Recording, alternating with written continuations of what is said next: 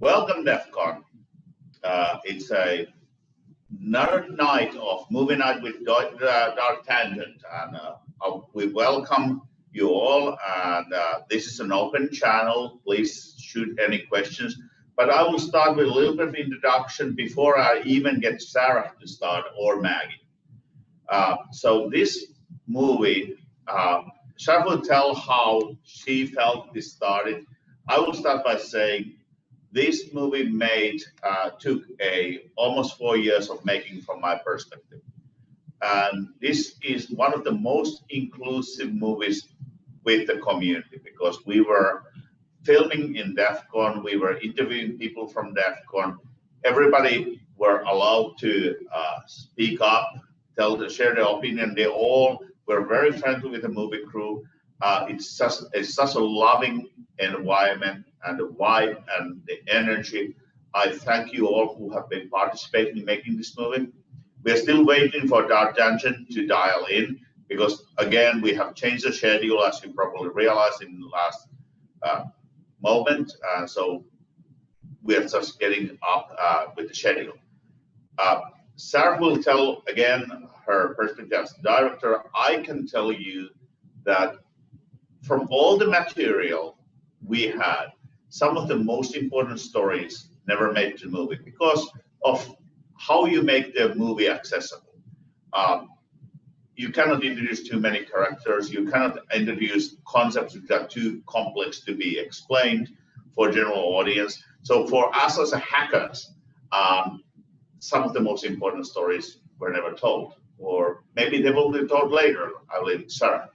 But I thank you, all of DEF CON, from your participation in the village where we did a lot of filming.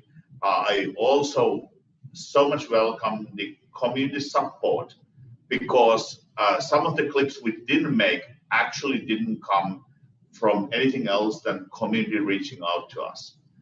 So thank you for your participation in the important work of educating people to understand what all is going on in the security area, how vulnerable these systems are, and how we fix this. Because if you are only saying broken, broken, broken, broken, that doesn't help anything. We have to also show what is the way forward.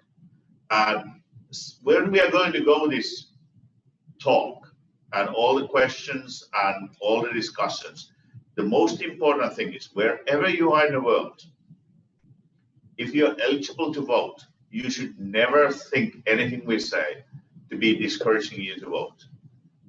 Please vote. Vote through the ballot, every single race, and participate. Because for democracy is a promise of a peaceful transition of power. And equally problematic, equally dangerous for democracy as somebody mingling and changing the outcome is apathy and not participate. When you have, like Kish Kirchner, the ex-federal prosecutor said, when you have big numbers coming in, it makes it harder to be believably claiming something has been going wrong. So please, if you care, vote. If you care a lot, become a poll worker, become a part of the process. And with that, I leave to Maggie, and hopefully DG is going to join us. Maggie. Oh, well, I will say that I'm really pleased to be here, and I really hope you send us in your questions. Otherwise, it's going to be a very long and very quiet hour with the rest of us, which we are not looking forward to. So we hope you will send us in your questions, ideally over Discord, but we'll also keep an eye on YouTube and over Twitch, if you can, depending on where you're viewing us from right now. I will reiterate what Hari said about becoming a poll worker. I think a lot of people think that it's a purely volunteer job, but you do make about, roughly, depending on your state, $200.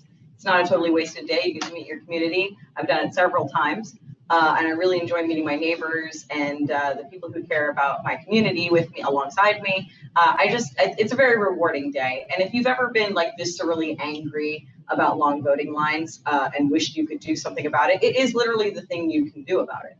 So if you are in the less at-risk category for COVID-19, I would highly, highly, highly suggest you or you encourage a friend of yours who is also less at risk to sign up to be a poll worker. So please consider doing that. And I would also like to reiterate what Hari is saying about, please don't take anything that's said here as meaning you shouldn't vote. You should vote harder. You should vote more angrily. You should vote with all your spirit and gusto, because everything we're saying here should, from in terms of PSYOPs operations and things like that to, any other type of interference, large numbers, large margins make it much harder for fraud to take place. Large engagement makes it hard for people for fraud to take place. And on another level, when you consider the amount of money that's poured into things like PSYOPs operations or poured into, dissuading people from voting, why would you save these people money? I always like to say, why would you save the bad guys money by disenfranchising yourself? You should absolutely make them pay every single dollar to disenfranchise you and your loved ones and your country. So please vote. Vote whatever country you're in that you're allowed to vote in, obviously, and be engaged in your political process in general. I think we've got a really cool lineup for you tonight. I really don't want to take any more time from people who are incredibly accomplished and wonderful. So I really want to turn it over to Sarah Teal. And if Darktagion has joined us, I'd like to turn it over to him too. One more thing I want to say. A lot of my friends in security community, they are publishing public notes that if you are living next to me and you don't have tribe how to get to the polling place, I will offer you a tribe, because the worst thing can happen, you made a new friend by driving your friend to a polling place.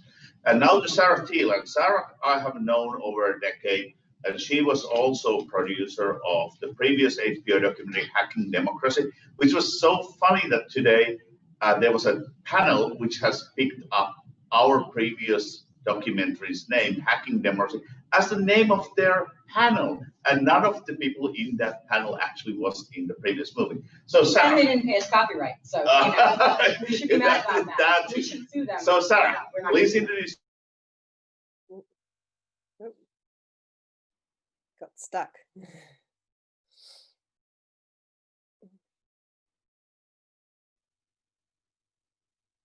Yep.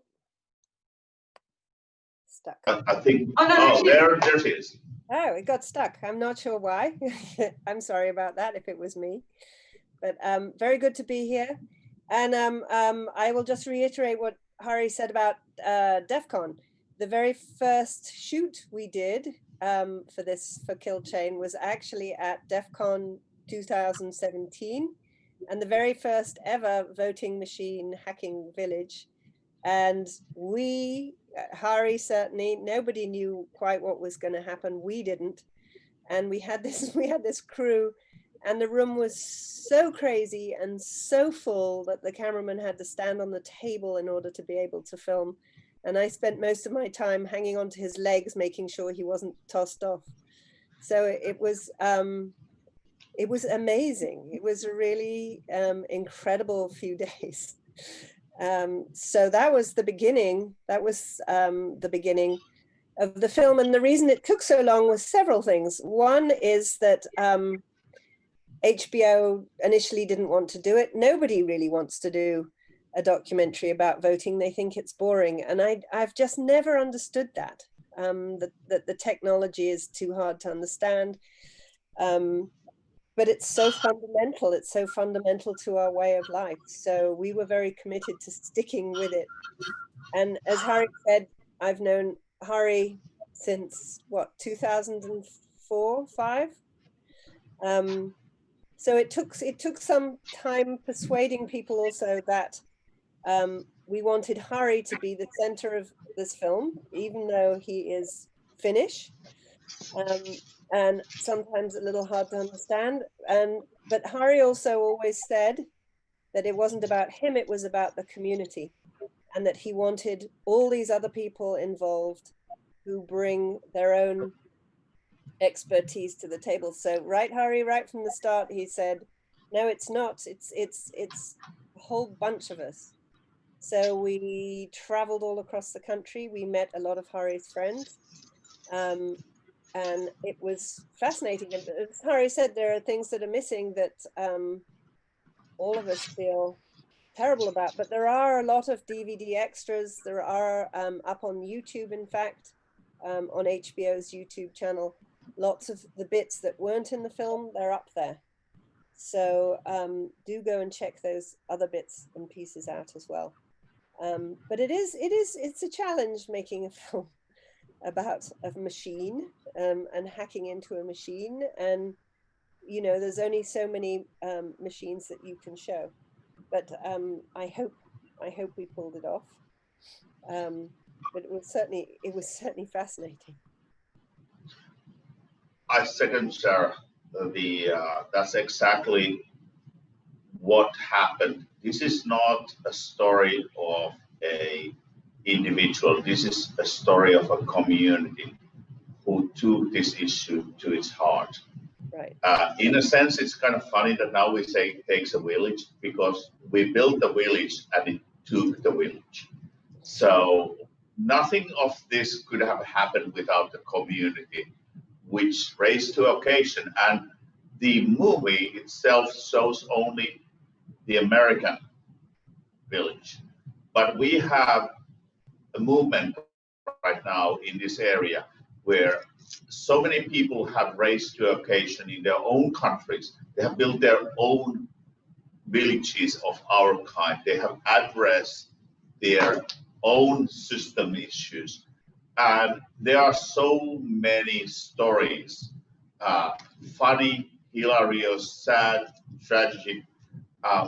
Almost all the stories have a happy ending. But as in every journey, you don't know while you are on a journey that this journey is going to have a happy ending. And one of my good friends in preventing crime, partner in preventing crime, he's my dear friend, and he in his country did the same things what we did in Hacking Democracy. And he ran with his computer to his bar and lived in the back room of the bar because he was afraid of having a legal trouble with the local law and authorities, not because he did something wrong, but because he's so politically sensitive. And he lived in back room of the bar. I don't remember how long, it's probably about a week, until he got a call from their equivalent of a secret police saying, "You're fine, you can come out, you know, there will be no trouble for you." But that's also how we don't remember that we change government by bullets or ballots. And some democracies which are not mature, the choice between bullets and ballots are more in flux. And coup d'etats happen. And we have to understand that a lot of our friends who are living in more dangerous countries, they have put their neck in a razor's way. They have taken a risk of not only their own life, but risk of their loved ones being harassed when they have been in the same situation, trying to secure in their own country's elections.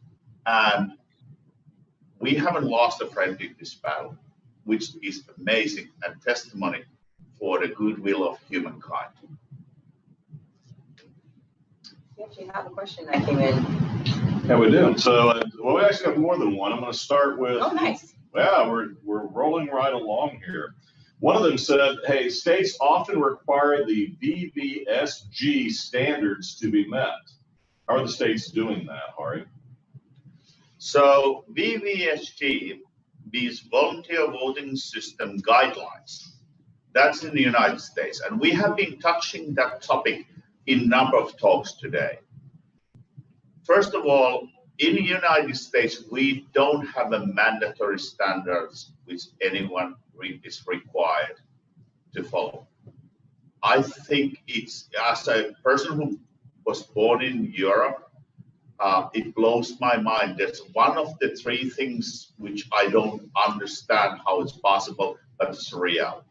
How it's possible that voting systems where billions of dollars of taxpayers' money is procured to private enterprises, there are no mandatory standards with security standards included. So first of all, we should have something better than guidelines. We should have a federal baseline, because it's a state issue. States are independent. Federal government cannot dictate everything, but there should be a baseline minimum requirements of standard which everybody has to meet. The second thing is, because it's volunteer today, there has been a lot of flexibility and slack how different vendors are interpreting that. And this is not very popular opinion, but since I'm not at the moment working for any government anywhere in the world, I can be exercising my freedom of speech rights and saying this is stupid. We should have a security standards which are mandatory in all, similar in all Western countries, which require a baseline which you have to meet. We heard today in the speeches, we had a VVHE 1.0, 1.1, and we probably have a 2.0, but they're all volunteer, because that's the second way of volunteer. We shouldn't have a volunteer, we should have a mandatory. And also we should require, nowhere else in the standards, we are saying, well, please vendor, tell us it's okay. And the vendor says okay, and everybody says okay. Last time we tried in public sense that is, I love Boeing. I'm an avionic geek, but still we found what happened when an airplane is self-certified. It's sort of kind of crash and burn in a very literal sense. I still love Boeing, but we have to get better.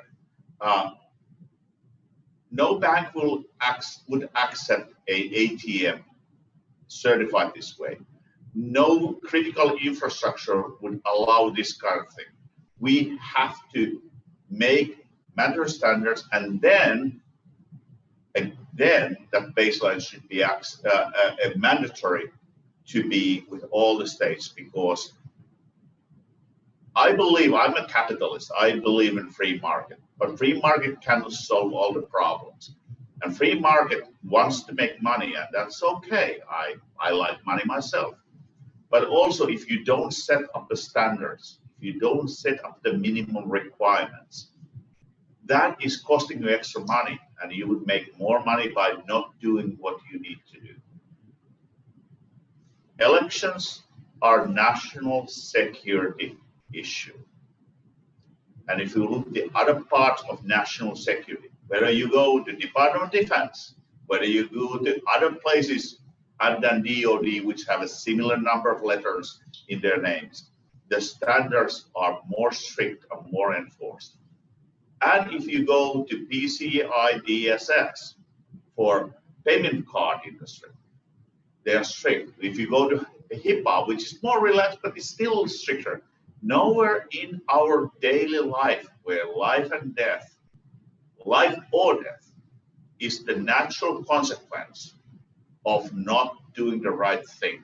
We are trusting people, Scouts honor. So let's get the regulation in place. Let's put the standards in place, and most important, let the states to ask for more. Set only the baseline, which is acceptable, and then let the states ask for more. And in the states where the counties are in the driver's seat, let the counties ask more than the state is asking. When are the new standards coming out? I thought that there was a new set that was coming. So I hope that the standards which have been under debate, and I didn't follow the latest update, that when the next volunteer guidelines are coming out. That would be very nice if the 2.0 comes on, but that's really not, the volunteer is not the word you want to have in standard. The requirements are requirements are requirement. So I'm calling out that we should have more strict than you are volunteering following this guideline. We should have a standard. And by the way, America has one of the same way as America has the GDG, which is amazing. We have a NAST, National Institute of Standards and Technology. They are amazing to define standards. We have the government agency which is meant to make good standards. Let them make standards and make them mandatory, like we do in everything else federal government does. Federal Information Processing Standard, called FIPS, is not something you pick and choose what part, or maybe I don't. We as a society, we have a culture of mandatory standards. We have a very good agency defining the standards, and they are doing that. So we have the engine. Why don't we put it in place and enforce it? Okay. Well, the next question that came in, and I'll put it towards Maggie for this one. What can we do to get involved besides becoming a poll worker? Well, I think actually Hari said it pretty well. There's a lot of other options right now. COVID complicates everything to a certain extent, because I want to say things like you could do a ride share program where you offer rides to the polls for your friends. But then again, there are people who are at risk. So I'm always very hesitant to say something for specifically 2020, where if you or a loved one are an at-risk person, that this could put you in danger. But one thing that I've been advocating quite a bit lately is I see a lot of, and this is going to get a little personally passionate for a second, but like I see a lot of times people going on long Twitter rants that say things like, you know, I'm so mad about this issue. I'm going to talk about it. I'm going to talk about it. I'm going to talk about it. And that's great. And obviously your passion is very laudable. But if it's something that's policy oriented, why not take a little of that energy and like copy paste, maybe not the exact wording of your rant, depending on the level of profanity, but like copy paste it into an email to your representative, your relevant representative, your congressperson, maybe your senator, maybe your mayor, maybe your, you know, town council, and copy it to them, because that will actually possibly have some movement. A lot of times one problem that you'll see is that people in power don't actually hear from their constituents unless something is an overwhelming problem. So I definitely say take a little of the social media energy that one might take towards complaining about a policy issue, direct that towards the relevant representative.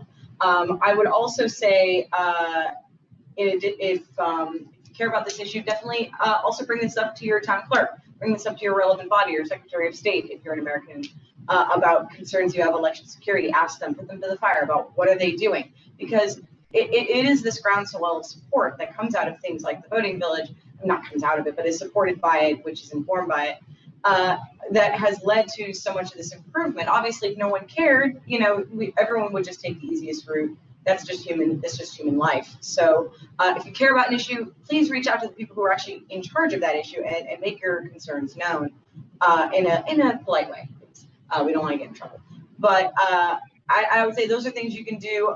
Obviously, you should also, I was going to say poll working, but you already asked me not to say that. So I would also say vote, and make sure your friends and family vote, and make sure that you stay engaged in the political process. I know that we're going to say this ad nauseum. It's 2020. It's an election year. Everybody's going to be telling you ad nauseum to vote, but it really does matter. As I said at the beginning of this, these margins really matter too in terms of detecting fraud, in terms of being engaged. Apathy is the real enemy of democracy. So I'm going to leave it on that one. And if Hari wants to add, no, I will answer after Sarah. Yeah, Sarah, I'd go like ahead. Sarah to answer. I'm not sure. The only thing that I know to do is to also record it, you know, to go out there, and if you see something weird happening in your poll place, record it, put it out there, you know, use your phone. We all have to be vigilant and watch what's going on. It's very hard to know if these machines have been hacked or not, but we just filmed in Georgia on June 9th in the primaries, where there was a complete meltdown. And the best thing was that people were recording it. They were recording the long lines. They were showing the fact that the machines weren't working, that the e-poll books wouldn't start, which meant that the the ballot marking devices couldn't start. And they were recording it on their phone and putting it out there. And I think that's a good way too. It puts a lot of pressure on people and on the secretaries of state to fix it. So yeah, be vigilant and put it out there. You know, it's a crime when you cannot vote. And people in Georgia were standing in line for upwards of 8 hours to be able to vote, which was just terrible. But the amazing thing was that they stood there and they did it. Yeah, it was incredible, actually. It was very moving. I will say, just because it's a very technical crowd, one complaint I've sometimes seen about people kind of getting very zealous about the advice we give in things like hacking democracy is they sort of run immediately to Twitter and just immediately start saying, like, I saw this thing and it's a really huge problem and I think it's an attack and I think it's a problem.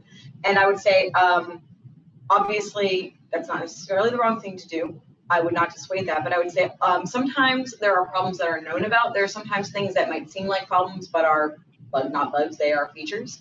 And I would also say, if you are concerned about a particular issue of a particular machine, or you can also reach out to things like Verified Voting or the Election Integrity Foundation or various journalists. There's some really fantastic ones that we are big fans of at the Voting Village.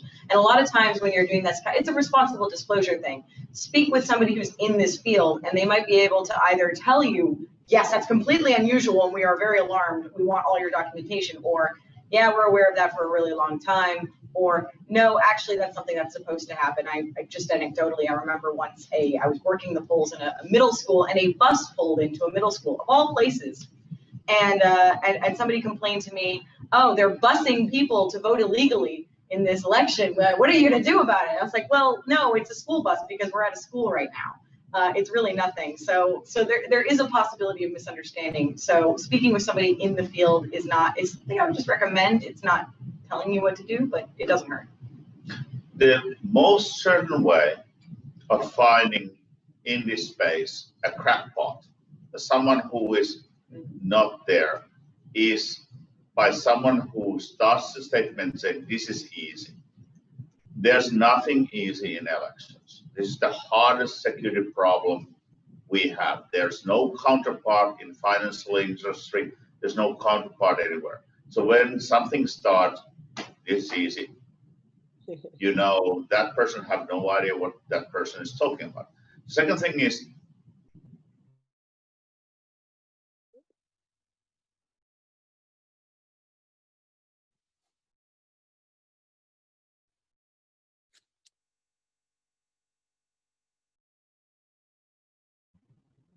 Twitter has problems, but even a part of that. So that is it's very nice and a number of things, but it is oversimplified to the point of everything can be discredited.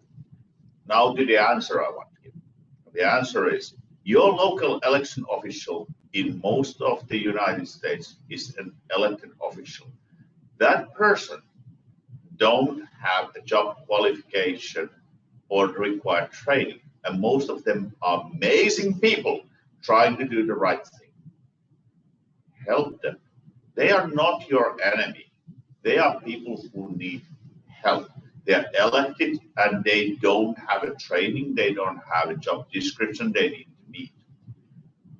We know how to solve problems. And we are here in Quantico. And one of the amazing things in a few last days is we are speaking with people who are solving problems. And very often the solutions already exist and you just don't know how to tell your problem and map it to the solution is already existing.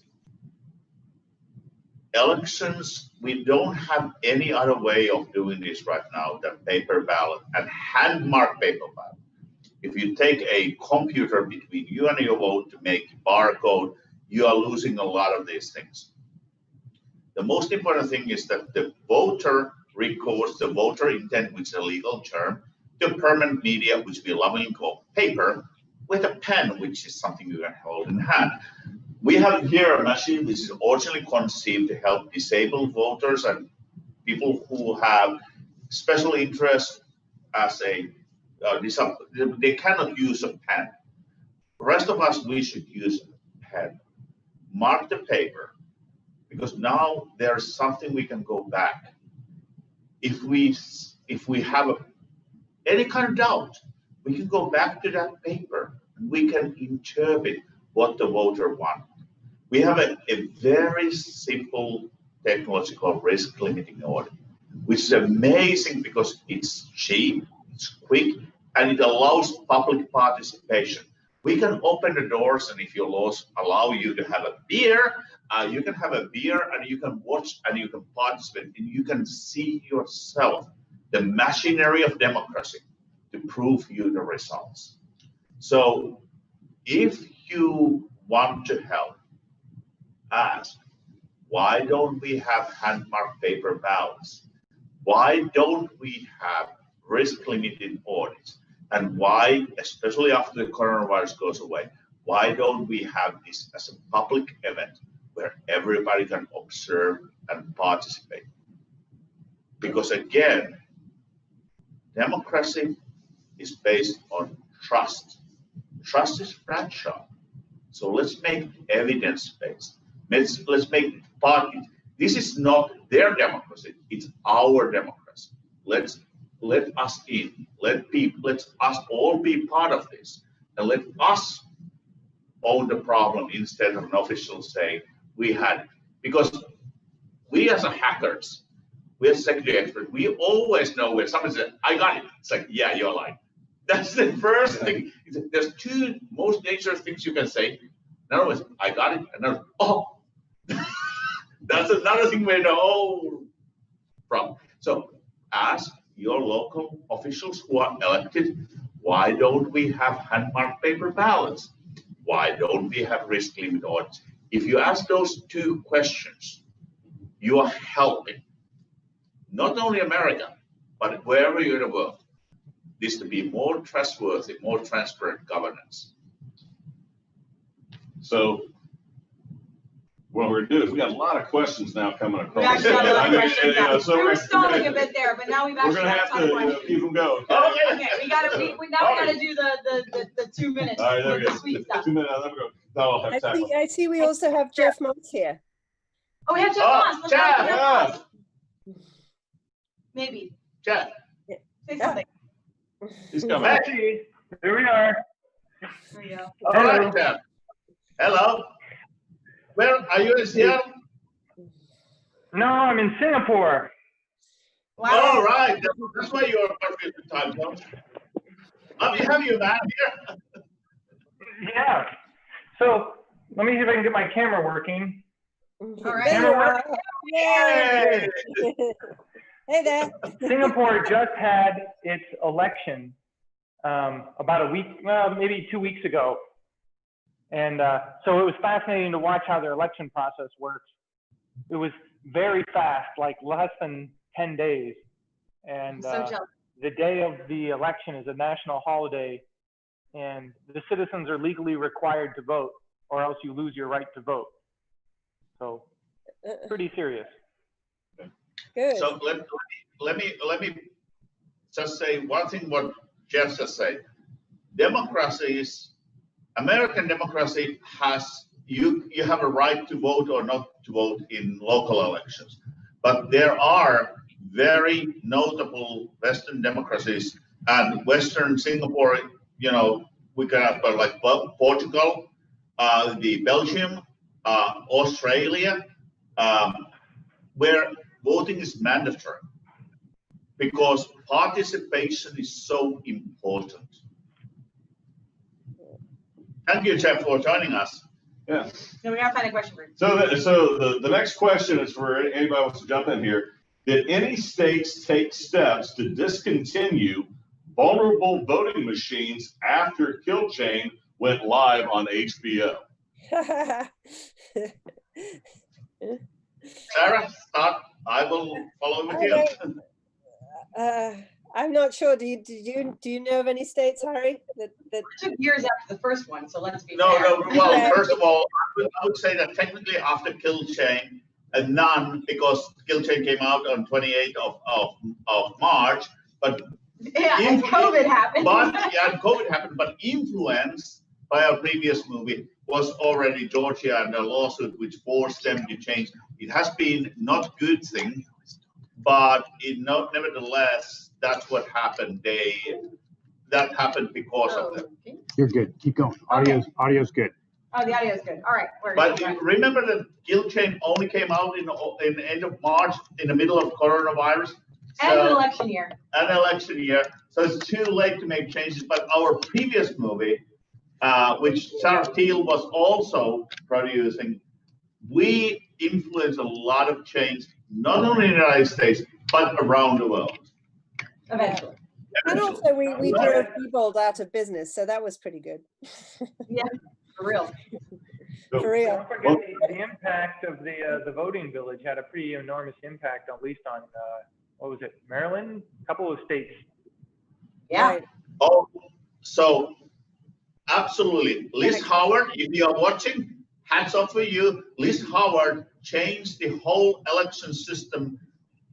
All the vulnerable and audible systems, she got them out between DEFCON and November successfully. She is one of my champions because not only she took an action, but she carried it out, and she can also, not only she can say it can be done, but she can also tell you how cheap it is. Well, here's a great question. I'm going to go back to the ones ahead of this one too, but it says, and obviously you just talked about the elections over there, Jeff, and here. How do you think COVID will affect the election? How did the COVID affect elections where you're at, globally in that? I'll throw it to Jeff first, and then the panel. Yeah, so here it was interesting because, this mandatory voting, so they have to make voting accessible to everybody. And so what they did was, toward the evening, first early voting opened and only for the elderly over a certain age. So they had easy access earlier on in the evening. And then on the evening, even if you were infected or you're in quarantine, you still had a right to vote. You still had to go vote. So then they had a certain number of hours blocked aside for those who were in quarantine to come in after the bulk of the population had voted. So it was only quarantined individuals at a certain time, and they kept the polling places open additional hours just for that. So it's pretty fascinating. Wow. I want to shine something with Jeff. We have heard people over and over saying voting is a privilege. It's not, it is a right. It is a right and privilege, but foremost, it is a right. And what a lot of governments like Singapore is doing, they are protecting the right. Sarah, do you want to chime in? Well, I'm hoping that COVID will lead to many more absentee ballots, but we're just going to have to make sure that the post office hasn't collapsed by then. But I do hope that one of the things that Kill Chain will also help people to understand is that, as Hari says, paper ballots and risk limiting audits. So, and I'm hoping that in some funny way, COVID actually helps with that more people will be voting absentee or will be voting by mail. So in a funny way, I hope it helps. In Georgia, on June 9th on the primary, it wasn't COVID so much that was the problem. It contributed. It was the machines themselves. It was the ballot marking devices and the e-poll books. It wasn't the 6 feet apart, and it wasn't COVID. I mean, it contributed to some extent, but that wasn't the main issue. I will just chime in with a specific example, Sarah, of how we've already seen some progress in voting. I remember it was over this summer with Pennsylvania. Originally, they had a rule where absentee ballots couldn't be opened until after the polls had closed, which would, in a year where there's only maybe 30, 40 in a small town, would be fine. But they actually had to change that rule so they could begin to be open and processed during the day. So we're already seeing, policy changes as a result of COVID, which are making absentee mail-in voting easier, hopefully. Right. Mail-in voting has been around in the United States for 150 years. It was during the Civil War, it was during the First World War, it was during the Second World War. We have been designing that system against possible foreign adversary like Adolf Hitler, who might have had some ideas how to, an interest to manipulate that. But even more so, we have to think coronavirus as a major reset. And so my good friend who was speaking earlier today, Martin Mikos, the CEO of HackerOne, he said that coronavirus means that we had to have this mainframe computer running 30 years with no reboot. And now we had a forced reboot. Right. And that means always one thing. Instead of let's have more advanced crazy shit, let's go back to basics and make this work, because that's what we are right now.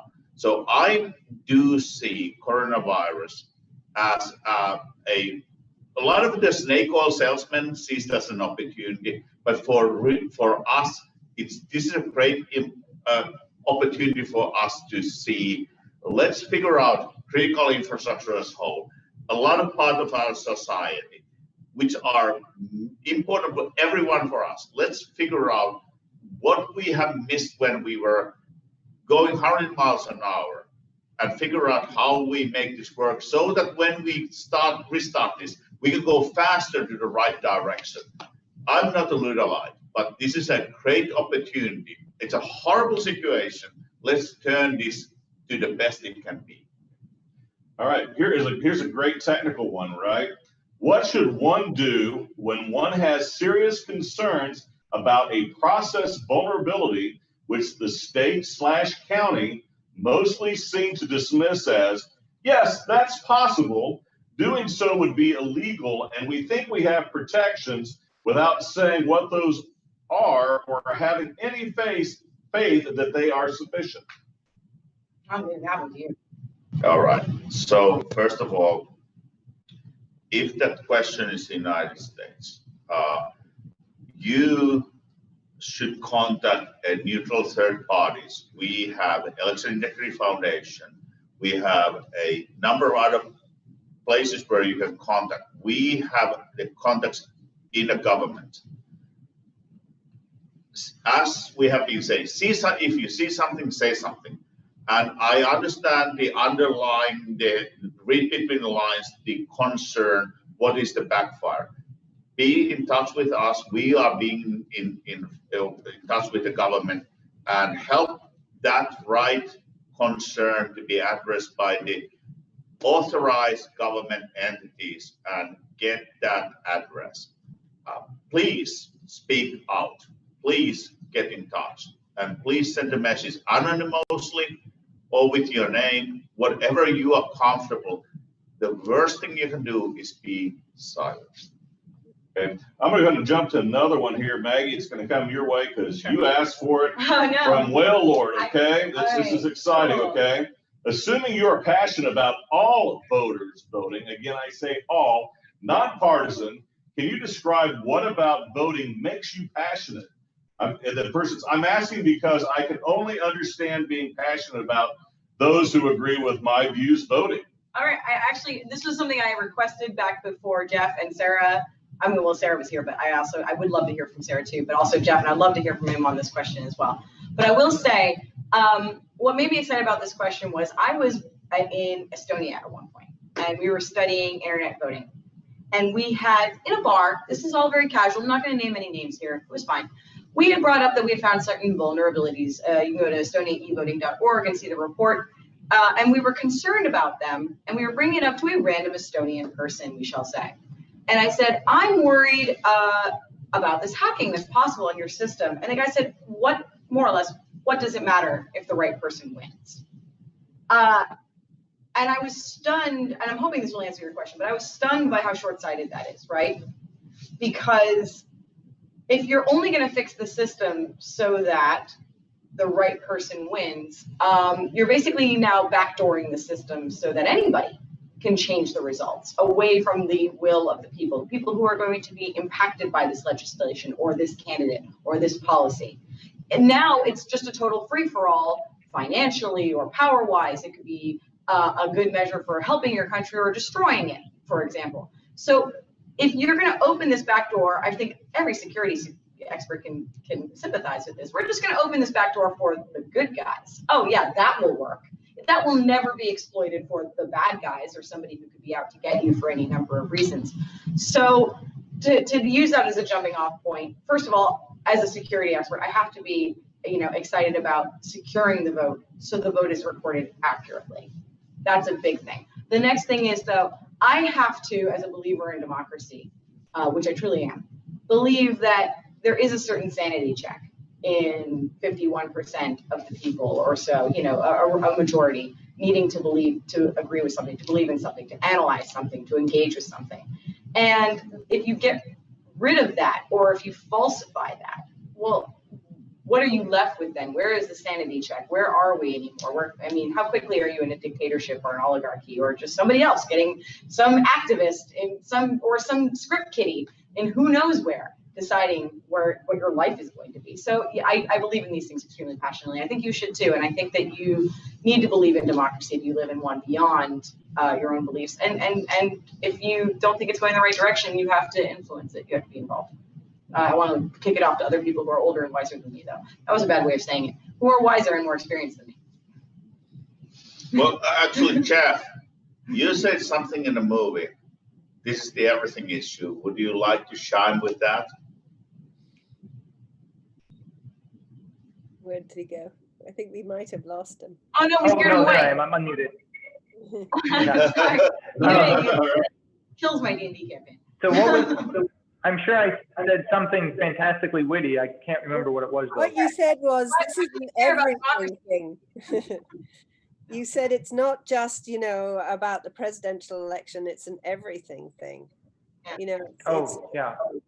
all the different levels all the different things that we vote for, all the different ways in which voting touches our lives. You were like, it's an everything thing. It is. Yeah. Well, it follows this idea that attacks only get better, they never get worse. And so if your voting infrastructure is static, the attackers are always going to get better and better until the cost of the attack gets cheaper and cheaper.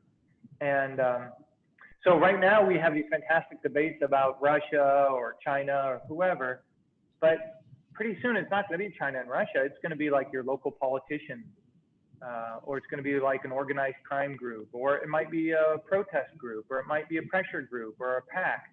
But pretty soon, even at a local level, you might be able to play some games with these attacks, because they'll get more and more simple.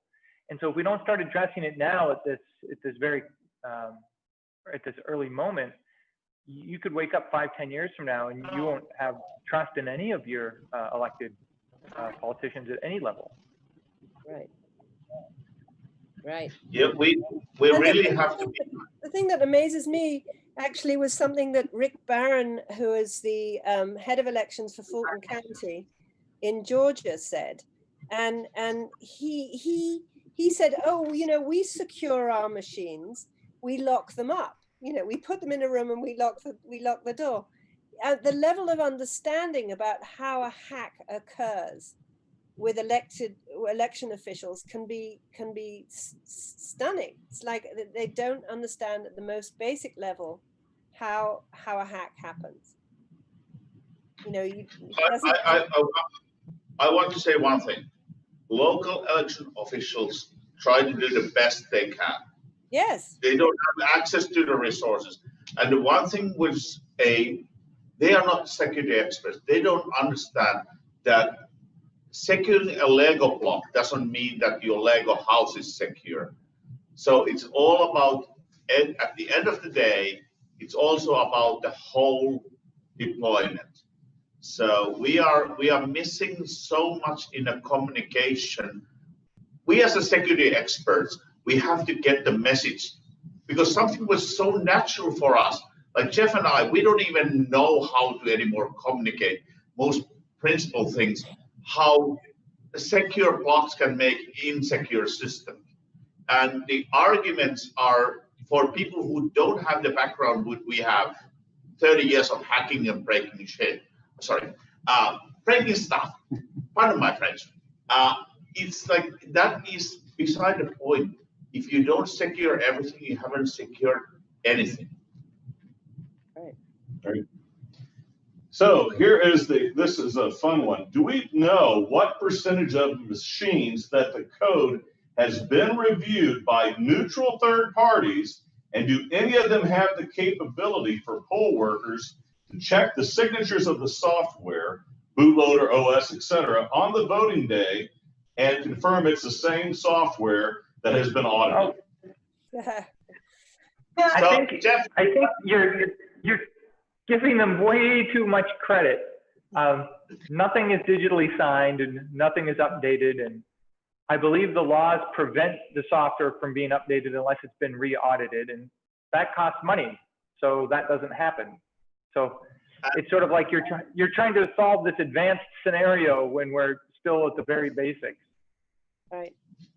so I have to say one thing. First of all, the certification cost and all of that is an excuse, in my opinion, because there's already have been so many times when software has been changed, bypassing the certification. So you can, once you're doing that all the time, then you cannot say, oh, we cannot do it because now it's asked. But the answer to the question is 0%, absolutely zero of the code running in elections of 2016 or 2020 poll workers can verify.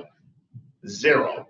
Then if you look the source code, there has been the last 2 studies when we looked for a statewide systems, which is not nationwide systems, where California top to bottom review and Everest, which was Ohio, which at the time would have said that we probably verified in those 2 studies about 60% of the election software, not reporting, not voter registration. So probably like 25% of the software used, and none of that can be tied back to anything real because we look the software, but the poll workers or anyone cannot verify in any real sense, even back then, that the software we looked is actually software running. So my answer is 0, and I am putting a pint of beer to every single one, even if it's 100,000 people,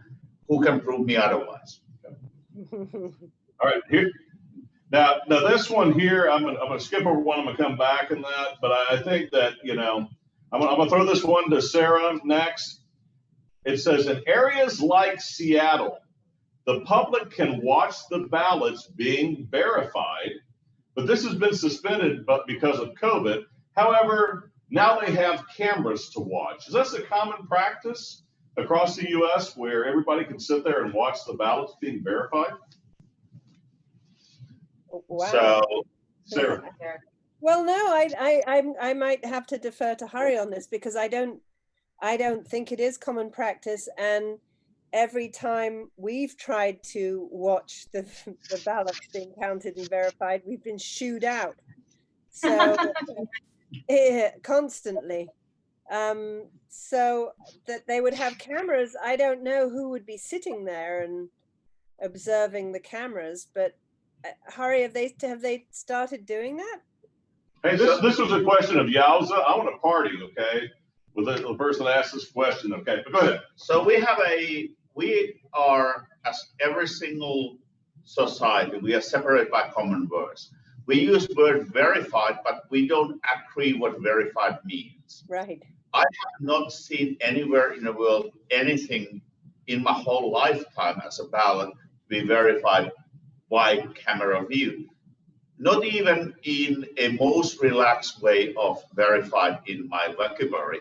So I think we are in the situation where I say, no, I don't think that has happened in my lifetime. But at the same time, I think the person who asked the question truly believes that the question is relevant because we are not defining what verified means.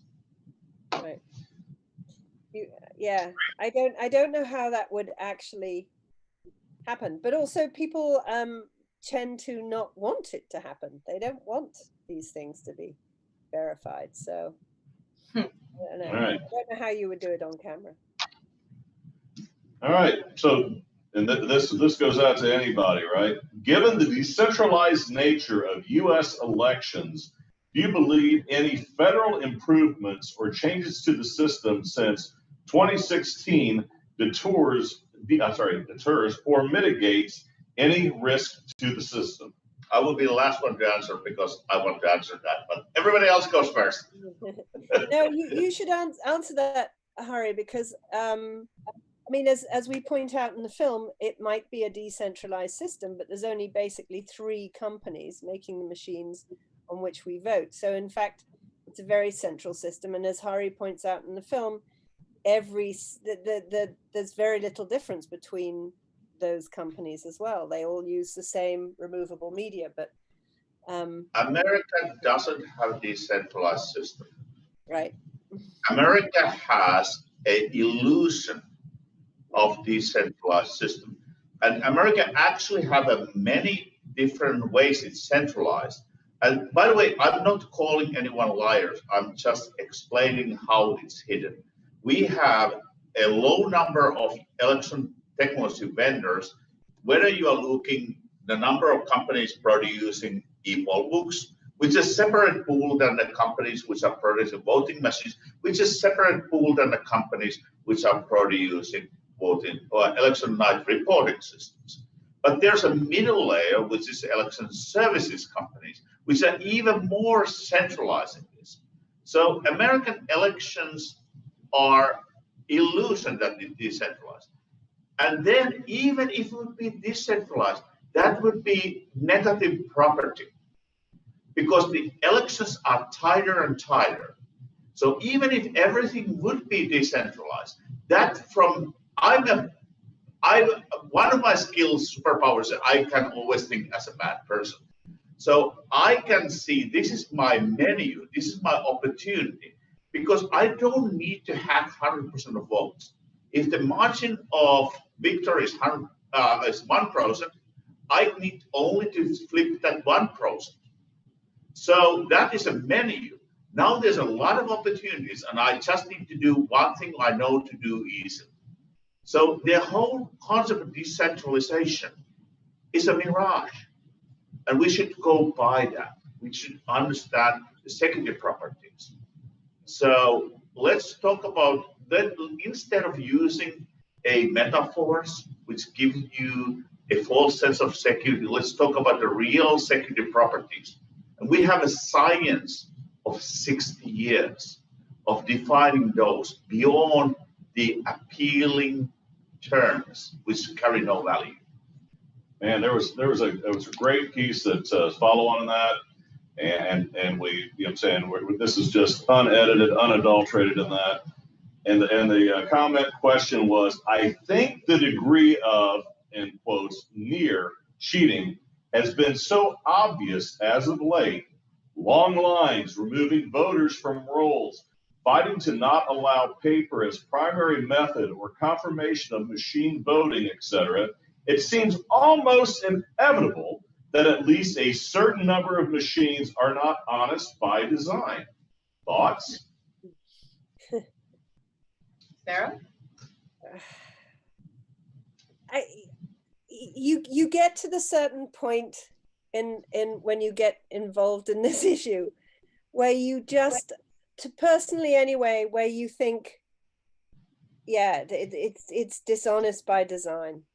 I mean, they keep saying, for instance, that the machines are not connected to the internet. That's a very basic thing. Of course they are. And the minute Hari and Alex opened them, there are all these abilities within the machine to be connected to the internet. And yet they continue to say that. So is it dishonest by design? That's what you end up. That's where you end up. That's where I end up. Is it just stupidity? I don't know.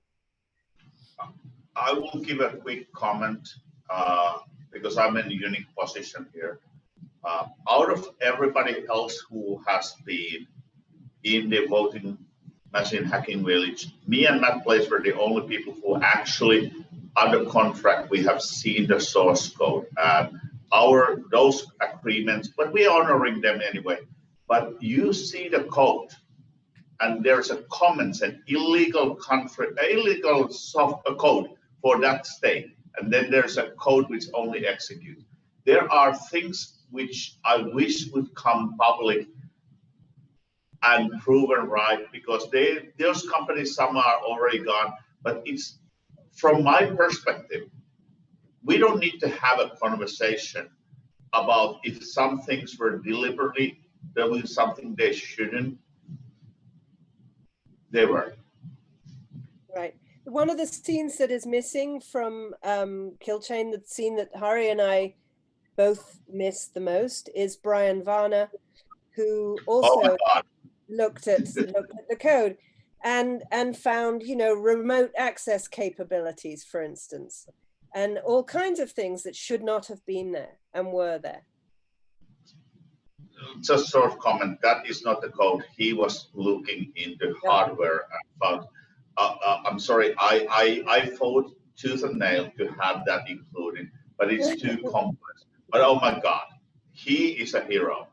He's unsung hero. But, you know, and I guess I'll ask this question, and, you know, I'm gonna throw Jeff back in the mix here, right? So, you know, we've seen a lot in the last couple of days, and that with voting machine companies, you know, throwing out there that they want you to take a look underneath certain circumstances of that. But, you know, shouldn't there be a theme of what I would call transparency out there and openness? You know, this is our democracy, right? We should kind of understand what's going on. I mean, No, by design. Yeah, so it's I always think of that as like a marketing gimmick or a trick. This is really popular like in the 90s and the early 2000s, where a company would basically hire someone and pay them for like a weekend, or a well-known company for a weekend or 3 or 4 days. And then when they couldn't break into whatever the thing was in 3 or 4 days, they would say, "Ha, look, we're secure." And then the poor vendor was like, "No, I only looked at it for 4 days. It takes like months sometimes to fully understand." And the same thing's going on. A lot of these vendors want to super control the angle and the direction of your view, the amount of effort, what you can say. And so it's illusionary. I wouldn't trust it. No. Like, why are all of a sudden they want to reveal this kind of access when they haven't for a decade? And also, it's already been done at DEF CON. You guys out there, you hackers, you have already proven how open these things are, how insecure they are. Done and dusted, you know.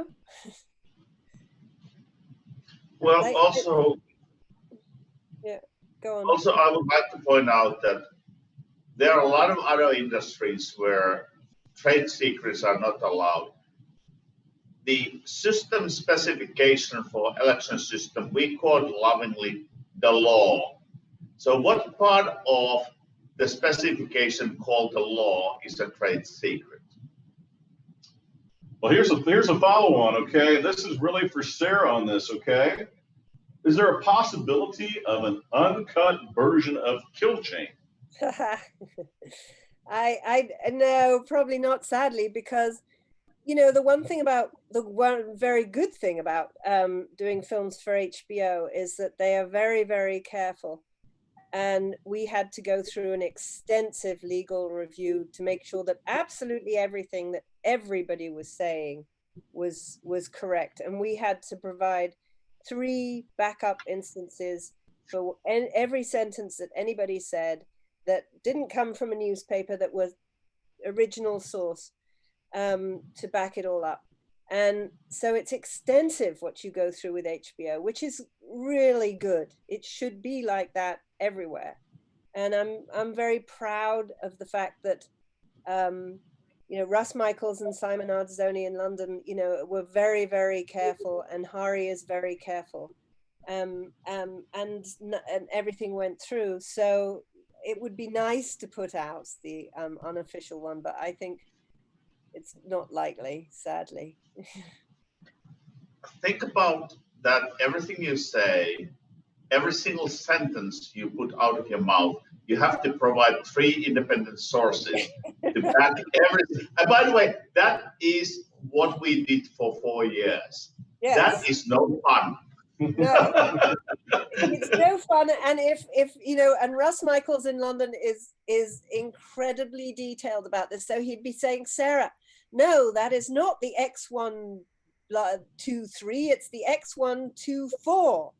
And you cannot say 2-3 when it's a 2-4. You know, like, oh my God. It was very complicated.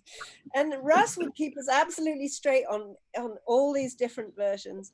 But then so did Hari, and so did all the people that were in that film, were incredibly specific and careful and great. So, but it's a challenge, you know. And the voting machine companies, by the way, I have to say something else. You know, companies are made up of individuals. They're made up of people. And what you have to look at is who is behind these companies? Who's running them? What's the history behind them? We don't even know who owns them. We found that most of them were listed in Barbados. You know, they are hidden behind layers and layers and layers of ownership. We don't even know who has money in them. Anybody could. Putin could, for God's sake, easily. And that should be a serious red flag. I mean, talk about transparency. We need to know who owns these things, who's behind ES&S. I mean, it's impossible to tell. So let me, because Sarah won't say this.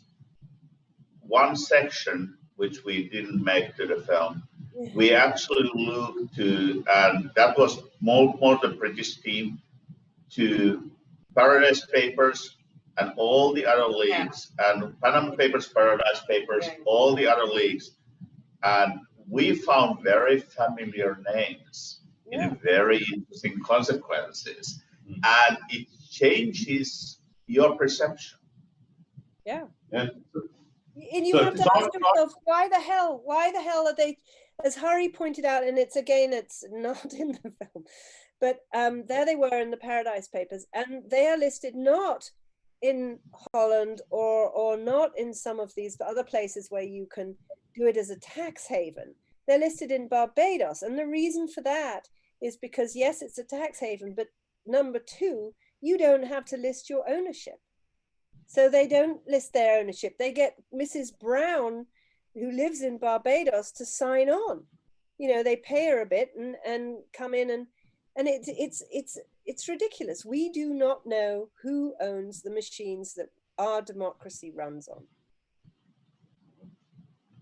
so one of the questions that came in, and I'll give the answer to it, is where else besides HBO can you watch Kill Chain? And so during the period of DEF CON, HBO has been gracious enough to reopen it back up through 11:59 p.m. Eastern Standard Time on Sunday on YouTube. And you can find that link on @VotingVillageDC or @ElectionInteg.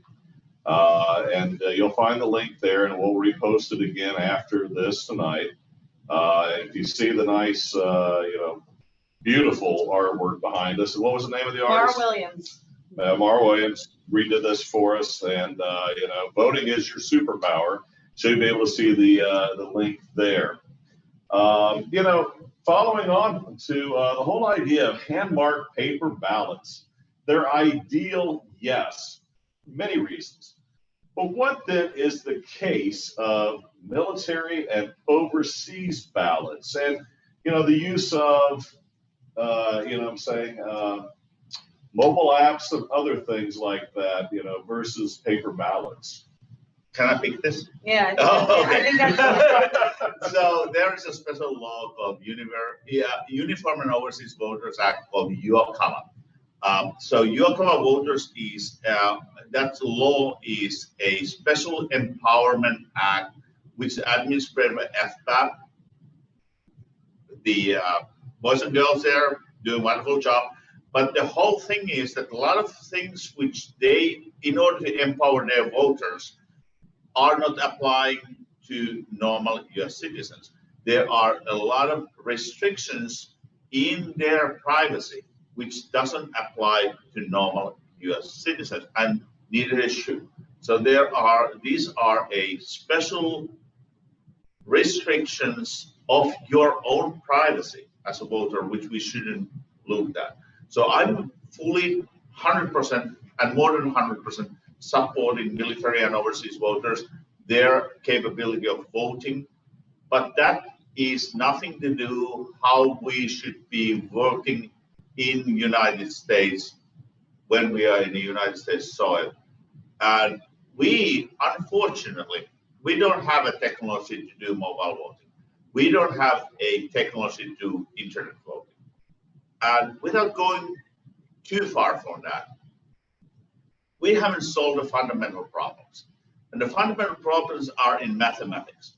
Today, our mobile phone is working off new implementation 1930s theories, not even Second World War, 1930s theories. We don't have a capability right now, even in a theoretical layer, to solve the things what needs to be solved to have the unique problem of anonymous and auditable digital vote. And everybody who claims that they have solved it, because there's a lot of companies who call those vehicles might be called blockchain or whatnot.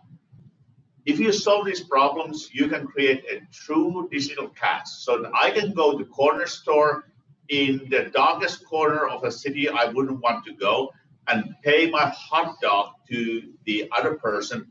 He gets the payment, I get the hot dog, and neither of us needs to worry about our security.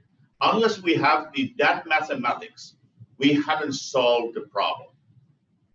So if you solve the mathematics, you go first to get you a couple of Nobel Prizes, make your first trillion to change everything, how we consider money, and probably after that you will consider the voting.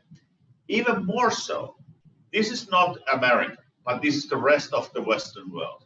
We actually do have a law saying that an average person with no special tools or training has to understand how the election is conducted. So unless we live in a Stargate universe where teenagers are casually talking about quantum mechanics, I'm not going to spend my time to try to explain a concept like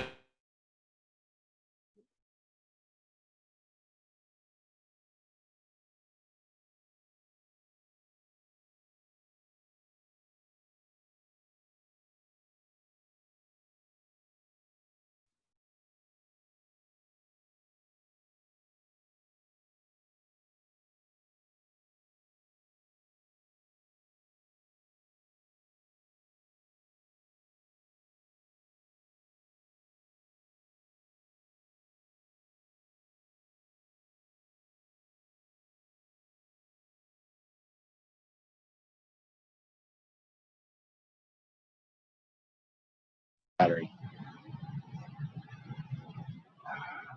VPO. I don't know if we have any more questions left, though. On that point. Well, I guess probably the best thing to do is to ask for final comments on that. Well, let's start with Sarah, since she has video. Hi there. we got you back. Hey, Sarah's back. No, I lost all of you. I thought, I don't know. Oh, we're gone now. No, we're back. Real good. All right. So Jeff, what are some of your overall thoughts? I mean, obviously, we thank you for saying for the whole DEF CON culture, the environment, giving us an opportunity to do that. So I want to throw it to you first. Well, let me start before Jeff by saying I thank Jeff because it was so insane how I got involved because Maggie next to me saw the tweet that you have created the hacking village. And I wrote about hacking village. And I was wondering who is the idiot who's running that, and then you called me. We were literally sitting in a bar, and I went, "Wow, DEF CON's doing a voting machine hacking village. Who's the poor fool that they've drafted to do that?" And we got the text message about 5 seconds after that, and learned that we were the poor fools. So Jeff, we would have never done it, but thank you for roping us in. It's been a privilege. Yeah, my secret superpower is knowing people. And as soon as we created that and I went to eBay and started buying all of these voting machines, it was like, I'm going to need people who have time and expertise in this. And so it was Matt Blaze and Ari. No, Jeff, that happened later. You actually could. It actually happened later. Anyway, thank you. Thank you, everyone. Thank you for putting up with our camera going out and our slow build up there. Well, we warned people early. We said, We warned this is them. our first time. There'll be little things. I have to throw a shout out in between there. Ursa Major AV has been Fantastic. wonderful along the way. Andrew has been our backup and our pillar Our here. savior. And by the way, and dealing with all these things, it's kind of like watching, Arnold Schwarzenegger and that, and what was that movie again, Joel? True Lies, right? True Where all of a Lies. sudden the video guy and the battery one, and they start sweating in that. But we're here at Cyberbytes Foundation, and Joel's been Joel sweating. Charlotte has just been phenomenal. What I'm saying, Brian has been phenomenal to open up his doors to us here.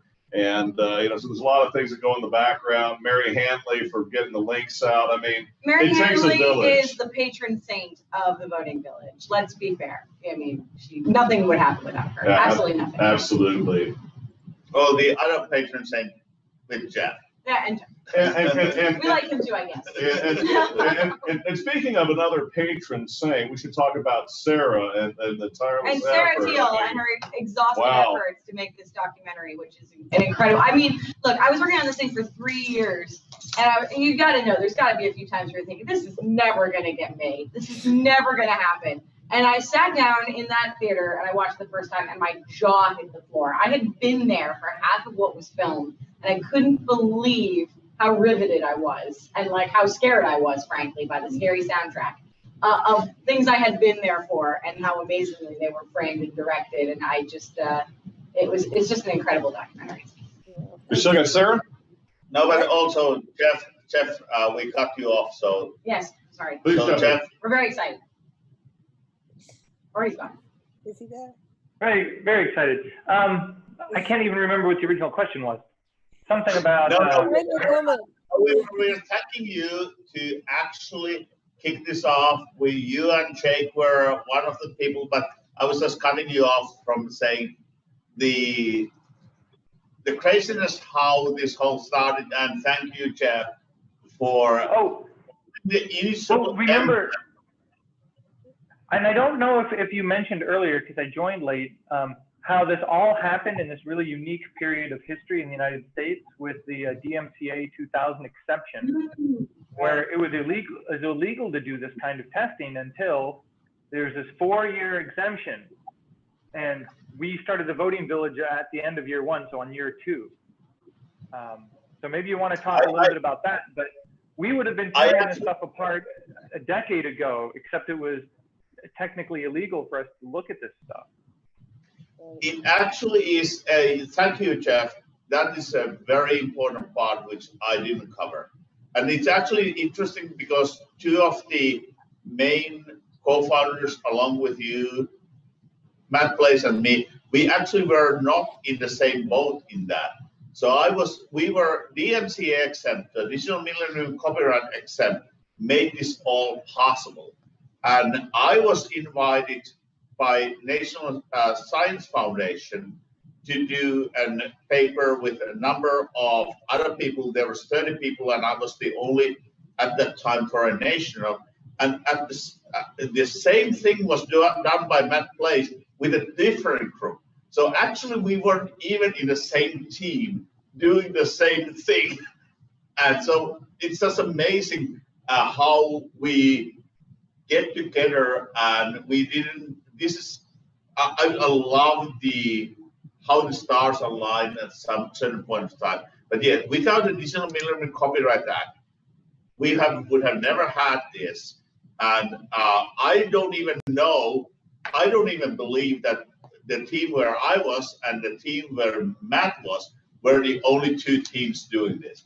There's probably a lot of things which we don't know about, which are unsung heroes who made this possible, and we don't even know about them. So if you recognize yourself as one of those, please let us know, because we want to document the history, what made this possible. Yeah. Sarah, the patron saint, your closing thoughts. Your documentary, love. Your documentary. God, I just, one of the, we've talked about the good things about COVID, but one of the bad things about COVID was that the film came out on March 26th, right in the middle. And I just hope that as we hurtle towards November, that more people will see this and more people will insist on their having a paper ballot and will insist on their local election people about risk limiting audits, because November is scaring the shit out of me. And I just hope more people get to see this film and understand how very vulnerable we are. How very vulnerable we as the whole world are. This is not an American issue. This is everybody's issue. Right. This is not, I mean, if you are thinking that because you are not American, you are not part of this, you are wrong. Yeah. No, you're wrong. Smartmatic is the one that's coming to England, and Smartmatic was the one that just had the spectacular failure in LA County. Absolutely spectacular failure. And yet their machines are coming to England. Their next mayor of London is going to be, people will be voting on Smartmatic machines. It's crazy. So I don't know. I just hope that more people, that this film helps a little bit for people to understand how very vulnerable they are. Good. Maggie, final thoughts? Well, I want to thank all of our Q&A people who hung on until this last bitter moment, especially if you're on the East Coast. We hope that you enjoyed the documentary. We hope you'll tell your friends about it, and maybe they'll be able to sneak in before it goes back behind the paywall. I really want to thank my colleague, Hari Hursky. I really want to thank our director, Sarah Teal. I want to thank our patron, Jeff Moss, for having us. I want to thank Cyberbytes for hosting us. I want to thank Grim for helping us out and hosting us, and Andrew, our video guy, who's been extremely patient with us this last minute. So really just thank you everyone who participated and made this happen. Yeah, and I'm Dan Weber. I'm the CEO of the Election Integrity Foundation. Off the camera. Off camera, I'm known as the voice of God in Atlanta, so it's kind of fun. And we can't be remiss to thank Matt of Cyberbytes Foundation for the libations here and keeping Hari, hydrated during the panel. Hari, you get the final thoughts of the evening, my friend. So, hackers are my people, and I have a deepest faith in security community. I trust that we will find a way to be unshy, and we are here to help to communicate your concerns in a way your personal security is not compromised. Hence, we will make sure that whatever you want to say, we will validate that and pass it, and your personal security is not compromised. At the same time, election officials who need help, we will find good help. Our job is to make elections secure in the United States and all the democratic countries. Only way we can do this is, at this point of time, is to secure everybody's private security. We are the people who are in between if needed, and we are happily willing to accept that. I love the community of DEF CON. DEF CON is never a conference for me. DEF CON is never a conference for us. It is meeting of extended family. Dysfunctional, that makes it a real family. Good night, and thank you for all. And please, if you see something, say something. We will keep you is safe. Good night. So ominous. Right. Thank you. Thank you all. Have a good night.